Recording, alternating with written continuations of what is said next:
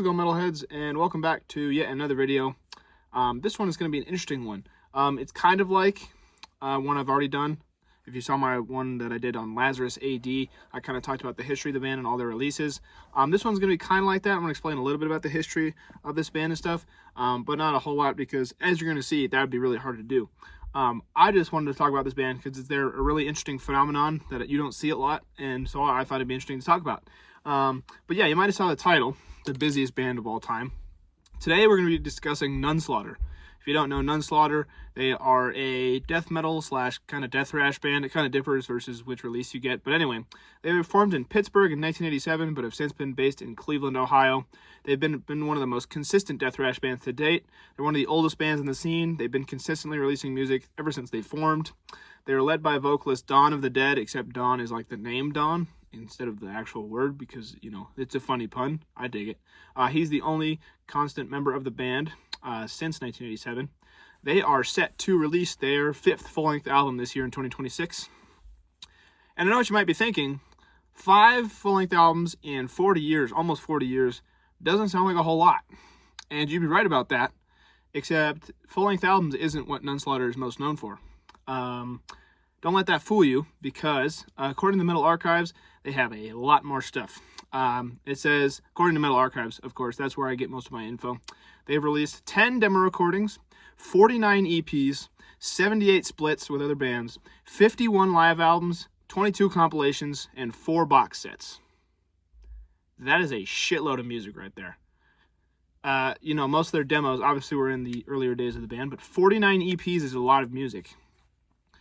78 splits with other bands. They must really love working with other bands, which I can definitely see. That's really awesome. But 78 splits is a ton. 51 live albums. Yeah, they just must love recording themselves live. 22 compilations, obviously, because of all that music, you got to compile some of it into smaller variety. And then 4 box sets, which obviously, because there's a lot of music to compile into a box set.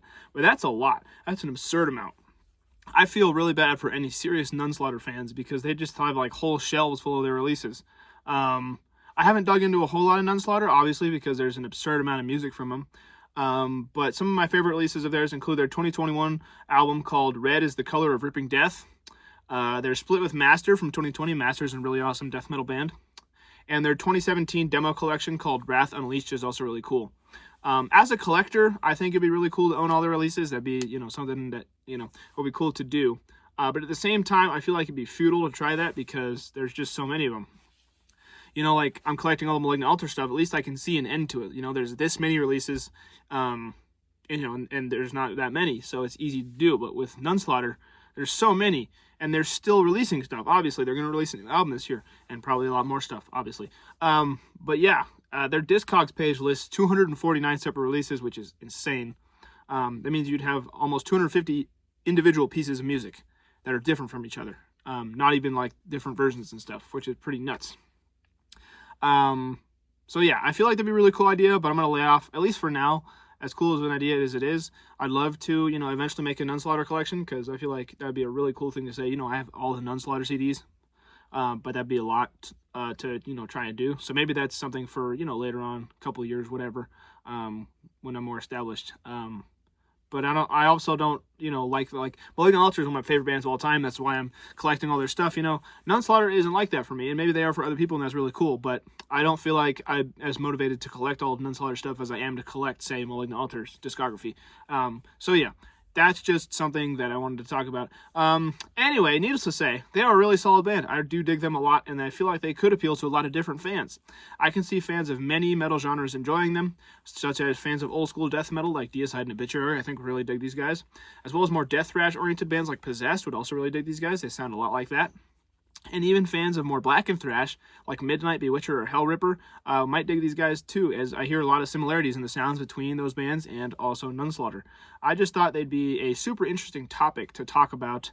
So yeah, let me know your thoughts on Nunslaughter and if you like them or not. But yeah, I was looking at, you know, the new releases coming out, and I got reminded of the new album, and then I reminded myself by looking at their Metal Archives page of the absurd amount of releases they have. And I don't feel like you see bands that do that a lot, you know. You have to really love music in order to do that all the time. And so kudos to Dawn of the Dead and his bandmates for, keeping it up for so long and doing all that kind of stuff, because that's really cool, and it shows a really, strong devotion to the scene and to the music, and I really dig that. But yeah, I just wanted to talk about it because it sounded super interesting, and that's a lot of releases. So if you are a Nunslaughter fan, let me know what your favorites are. And yeah, I hope you're all doing well. Have a nice day. See ya.